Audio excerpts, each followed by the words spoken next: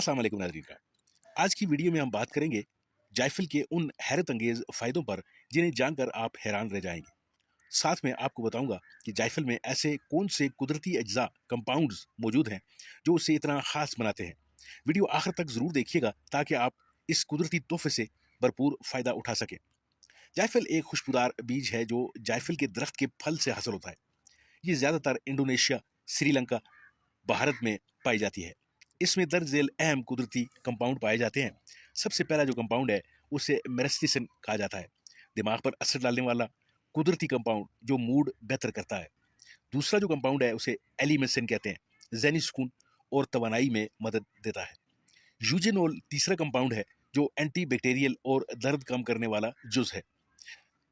सापोनेंस cholesterol और हाजमे के लिए मुफीद है और लेमोनेन जिगर साफ करने और मुदाफ़ती निज़ाम मजबूत बनाने में मददगार।